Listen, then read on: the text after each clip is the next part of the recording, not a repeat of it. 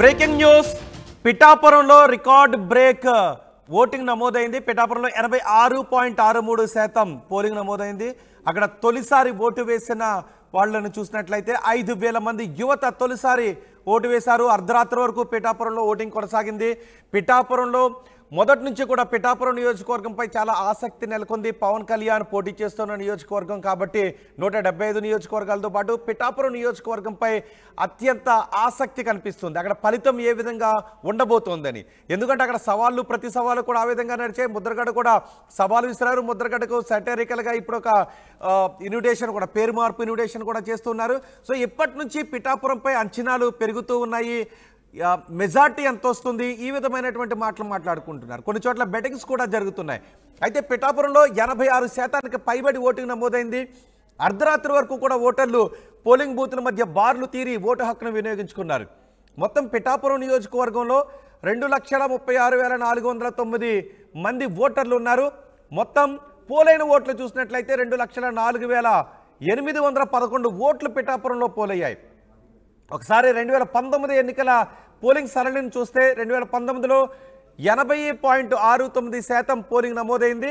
గతానికంటే ఈసారి ఏకంగా 6% అధికంగా పోలింగ్ నమోదైంది. 2019లో మొత్తం ఓట్లు 2,29,591 ఓట్లు ఉంటే అప్పుడు పోలైన ఓట్లు 1,85,940 ఓట్లు. అంటే 2019తో పోలిస్తే దాదాపు 6,000 వరకు ఓట్లు పెరిగే 6% ఓట్లు పెరిగింది. 2019తో పోలిస్తే 5.94% ఓటింగ్ పెరిగింది. ఇక 2014లో పిఠాపురం చూసినట్లయితే 79.44% పోలింగ్ నమోదైంది. గత 2 ఎన్నికలతోనూ పోలిస్తే ఈసారి రికార్డు స్థాయిలో పోలింగ్ నమోదైంది. పవన్ కళ్యాణ్ పిఠాపురం నుంచి పోటీ చేస్తున్నారు అనే ప్రకటన వచ్చినప్పటి నుంచి అందరి దృష్టి ఆ నియోజకవర్గంపై ఉంది. పవన్ పోటీ చేయడంతో హాట్ సీట్గా మారింది పిఠాపురం.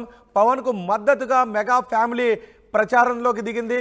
పవన్ గెలుపుపై తెలుగు రాష్ట్రాల్లో ఆసక్తికరమైన చర్చ జరుగుతోంది. పిఠాపురం నియోజకవర్గం నుంచి వర్మ టీడీపీ అభ్యర్థిగా బరిలోకి దిగాలని అనుకున్నారు. వర్మ కాకుండా కూటమిలో భాగంగా, కూటమి పొత్తులో భాగంగా పిఠాపురం సీటును పవన్ కళ్యాణ్ పోటీ చేస్తుండటంతో మొదట్లో వర్మ కొంత అలిగినప్పటికీ ఆ తర్వాత వర్మ పిఠాపురం నుంచి పోటీ చేయడానికి కాకుండా వర్మ పవన్ కళ్యాణ్కు అనుకూలంగా ప్రచారం చేయడానికి ఆయన ముందుకొచ్చారు. పవన్ కళ్యాణ్ ప్రచారంలో ఆయనతో పాటు ఉన్నారు. పవన్ కళ్యాణ్తో ప్రచారంలో పాల్గొన్నారు. పవన్ కళ్యాణ్ గెలుపు కోసం కూడా కృషి చేశారు వర్మ. మొత్తం టీడీపీ జనసేన క్యాడర్ అంతా సమైక్యంగా కృషి చేశారు. ఓటింగ్ శాతాన్ని కూడా పెంచారు. అదే సమయంలో వంగా గీత కూడా పోల్ మేనేజ్మెంట్ను చేసుకుంటూ వచ్చారు. ఒక స్థాయిలో వంగా గీత కన్నీరు కూడా పెట్టుకున్నారు. భావోద్వేగంగా కూడా మాట్లాడారు. నేను ఇక్కడి నుంచే పోవాలి అనే విధంగా మాట్లాడారు. నన్ను గెలిపించండి అంటూ వంగా గీత కూడా మాట్లాడారు. సో ఇలా భావోద్వేగాలు, సవాళ్ళు, ప్రతి సవాళ్ళు ఇవన్నీ పవన్ కళ్యాణ్ పోటీ చేస్తున్న నియోజకవర్గంలో చోటు చేసుకోవడం, రికార్డు స్థాయిలో పిఠాపురం చరిత్రలోనే రికార్డు స్థాయిలో పోలింగ్ కూడా నమోదవడం, ఇవన్నీ పిఠాపురంలో ఫలితం ఏ విధంగా ఉంటుందని అంచనాలు పెంచేస్తున్నాయి. అయితే నాగబాబు మాట్లాడారు. ఎంత మెజార్టీ వస్తుంది అన్నది కాదు, గెలవడమే ముఖ్యం, గెలిచిన తర్వాత ఏం చేస్తాము అన్నదే ముఖ్యం అంటూ నాగబాబు కూడా మాట్లాడారు. ఒకసారి నాగబాబు ఏం మాట్లాడారు చూద్దాం. ఈరోజు వర్మ పుట్టినరోజు కూడా, వర్మ కూడా పిఠాపురం పోలింగ్ సరళపై మాట్లాడారు. నాగబాబు, వర్మ ఏం మాట్లాడారో చూద్దాం. మెజారిటీ మాకు ఇక్కడ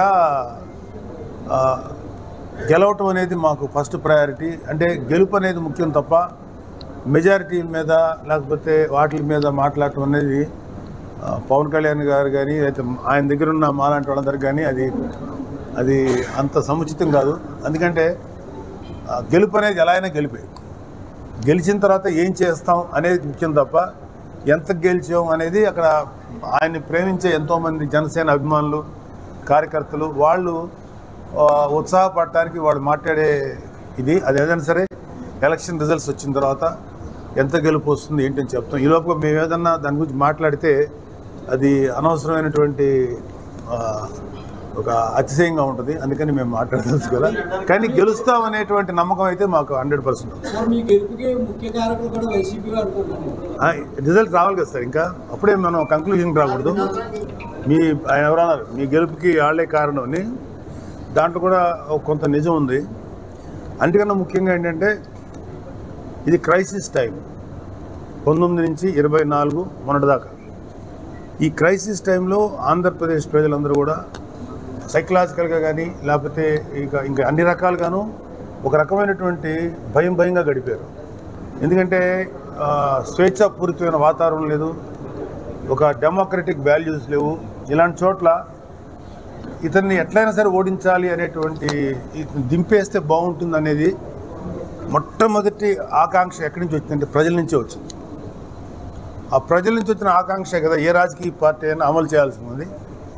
సో ఆ ఆకాంక్షలు బాగా ముందు తెలుసుకున్న వ్యక్తి, ఎంటైర్ స్టేట్లో ఉన్న అన్ని పార్టీల కంటే ముందు తెలుసుకున్న వ్యక్తి మా ప్రెసిడెంట్ పవన్ కళ్యాణ్ గారు. అందుకనే ఇప్పటం సభలో వైసీపీ వ్యతిరేక ఓటు చీలనివ్వను అన్న తీసుకున్న ఒక ప్రతిజ్ఞ లేకపోతే ఒక మాట ఈరోజు దాకా తీసుకొచ్చాం. అండ్ ముఖ్యంగా ఇవాళ పిఠాపురం ప్రజలందరూ కూడా మీ అందరి తరఫున మనస్ఫూర్తిగా థ్యాంక్స్ చెప్తున్నాం.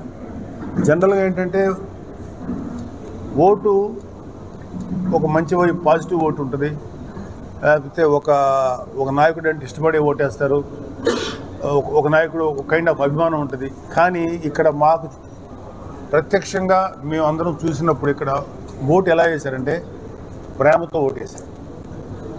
లవ్, ప్రేమ, ఇంక ఈ తప్ప మాకు ఆ ఓటింగ్లో ఇంకా అభిమానం అది కాదు, కేవలం మా పవన్ కళ్యాణ్ నిలబెట్టుకోవాలి అనేది ఎక్కువ మంది ఒక ప్రిడామినెంట్గా మాకు వచ్చినటువంటి ఓటింగ్ అది. సో నేను ఆ విషయంలో పిఠాపురం ప్రజలకి మా ప్రెసిడెంట్ గారి తరఫున మనస్ఫూర్తిగా కృతజ్ఞతలు చెప్తున్నాను. పవన్ కళ్యాణ్ గారు గెలిచాక మాత్రం ఖచ్చితంగా ఒక మంచి నిర్ణయం తీసుకొని ఎట్లయినా సరే పిఠాపురానికి అద్భుతంగా, ఎందుకంటే ఎలక్షన్లో నిలబడటం వేరు, మాట్లాడటం వేరు, రిజల్ట్స్ రావాల్సిన టైం ఉంది, ఇంకా ఇప్పుడే మాట్లాడకూడదు. కానీ గెలిచిన తర్వాత కూడా ఇదే ఉంటుంది ఆయన మనసులో. ఇలాంటి విషయాలు అంటే ఏదైతే మాట ఇచ్చారో అది నిలబెట్టుకుంటారు, సాయశక్తిలో పనిచేస్తారు. సో మాకు పిఠాపురం మాకు ఒక బాధ్యతని పెంచుతుందేమో నమ్మకం ఉంది. ఎందుకంటే రేపు జూన్ 4న మనం గెలవబోతున్నాం పిఠాపురం నుంచి పవన్ కళ్యాణ్ గారు. సో ఒక రకమైన బాధ్యత మా మీద పడబోతుందని నమ్మకం ఉంది. అంటే పవర్కి సంబంధించిన వాళ్ళు, టీడీపీకి సంబంధించిన వాళ్ళు వేస్తారు. సో మొట్టమొదటి ఏంటంటే బిగినింగ్లో కొంచెం అవ్వదు, ఇట్లా వాళ్ళు ఒప్పుకోవట్లేదు, ఈగోలు, ఆ చిన్న క్లాషెస్ ఉంటాయి. అది వెరీ న్యాచురల్. మేము ఈ టైంకి ఇలాగే అరైవ్ అవుతారని మనకు తెలుసు. సో ఖచ్చితంగా చాలా చక్కగా నీట్గా ట్రాన్స్ఫర్ అయింది ఓటు. అండ్ నిజంగా చెప్పాలంటే ఇవాళ నిన్న ఎలక్షన్స్ మాత్రం మనం too early to talk about success, అది వచ్చిన తర్వాత మాట్లాడాలి. కానీ నిన్న మాత్రం ఎలక్షన్ చేసుకున్నది ఒక పర్టికులర్గా జన సైనికుడు గెలిపించాడు. జన సైనికుడు నిలబడి పనిచేశాడు. ఎందుకంటే ఎక్కడ చూసినా మేము పెట్టిన వాళ్ళం కాదు, కుర్రాళ్ళు, పిఠాపురం చుట్టుపక్కల ఉన్న కుర్రాళ్ళు, యంగ్స్టర్స్, అంటే కొంతమంది ఓటు హక్కు పిల్లలు కూడా ఎర్ర కండువ వేసుకొని రోడ్ల మీదకి వచ్చి అందరితో మాట్లాడుతున్నారు. మాకు చాలా చోట్ల నుంచి అంటే పోలీసు వారు ఏమండి మీ కుర్రాళ్ళు ఎర్ర కండువ వేసేసుకొని అల్లరి ఎక్కువ చేస్తున్నారని పోలీస్ డిపార్ట్మెంట్ వచ్చింది. సార్, ఎర్ర కండువ అనేది పవన్ కళ్యాణ్ గారు వేసుకుంటున్నారు కాబట్టి కొంచెం పాపులారిటీ వచ్చింది. కానీ ఎర్ర కండువ జనసేనది కాదండి. ఎర్ర కండువ మాకు తెల్లగా ఉండి పైన పవన్ కళ్యాణ్ గారు జనసేన మార్క్ ఉంటుందండి, అది మా కండువ. అది జనసేన కండువ కాదండి, దాన్ని కాశీ తువ్వాలు అంటారు మన పెద్దవాళ్ళు. మా చిన్నప్పటి నుంచి చూస్తున్నాం. అది సామాన్య మానవుడు ఆ సెట్ దురుచుకుంటానికి సరిపోక ఎక్కువ చెమట పడుతుంది, ఈజీగా గ్రాప్ చేస్తుంది, చీప్. అది ప్రతి వాళ్ళు వేసుకుంటారు. అది కామన్ మ్యాన్ తాలూకు యూజ్ చేసే ఒక టైప్ ఆఫ్ టవల్ లాంటిది. ఎంత రిడిక్యులస్గా ఉన్నారంటే వైసీపీ వాళ్ళు ఆ తువ్వాలు తీసేమన్నారు. అది కామన్ మ్యాన్ సింబల్. జనసేన ఇది వేసుకొని వచ్చామంటే ఖచ్చితంగా మీరు అడగచ్చు, జనసేన కండు వేసుకుని. వాళ్ళు మాత్రం వైసీపీ వాళ్ళు కండు వేసి తిరుగుతున్నారు. మా కుర్రాళ్ళు ఎవరు కూడా ఎర్రతువాలు వేసి తిరుగుతున్నారు. ఎర్రతువాలు రిప్రజెంట్స్ కామన్ మ్యాన్. అది మరి దాన్ని తీసేయమంటే ఎలాగ తీసేయమంటారు? అసలు అది జనసేన కండు అని ఎలాగ? బికాజ్ ఆఫ్ పవన్ కళ్యాణ్ గారు దానికి ఒక విలువిచ్చారు కాబట్టి, దానికి గుర్తించారు కాబట్టి, గౌరవించారు కాబట్టి. తెలుగుదేశం పార్టీ కార్యకర్తలు, ముఖ్యంగా జనసేన, బీజేపీ ప్రాణాలు ఒడ్డొదిలి కష్టపడి 35 రోజుల నుంచి నిరంతరం రాత్రి పగలనకుండా భారీ పర్సంటేజ్ వచ్చేలాగా పోలింగ్కి మరి ప్రయత్నం చేసిన తెలుగుదేశం పార్టీ కుటుంబానికి అందరికీ కూడా అదేవిధంగా జనసేన భారతీయ జనతా పార్టీ కుటుంబానికి కూడా పేరు పేరున నమస్కారాలు తెలియజేస్తాను.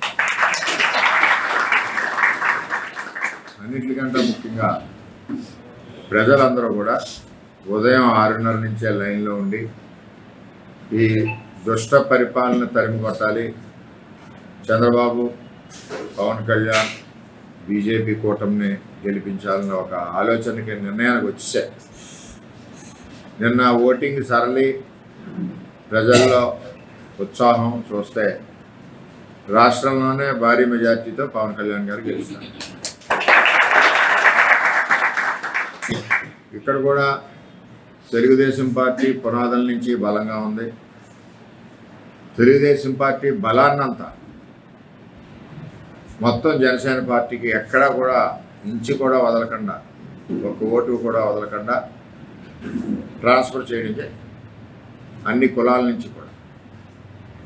మరి ఈ యొక్క ప్రాసెస్లో ముఖ్యంగా తెలుగుదేశం పార్టీ కార్యకర్తలకి, నాయకులకి అందరికీ కూడా వారికి కొన్ని ఇబ్బందికర పరిస్థితులు కలిగినా సరే పార్టీ కమిట్మెంట్కి, చంద్రబాబు నాయుడు గారి నిర్ణయానికి, నాతో 20 సంవత్సరాలు ప్రయాణిస్తున్న నా యొక్క మాటకి విలువనిచ్చి ఎక్కడా కూడా ఇంత తప్పు కూడా ఎక్కడా లేకుండా, ఒకరితో ప్రశ్నించుకునే విధంగా లేకుండా సిన్సియర్గా ఇచ్చిన పనిని బ్రహ్మాండంగా 100% నాయకులు కార్యకర్తలు చేసినందుకు వారందరికీ కూడా పాదాభివందనాలు.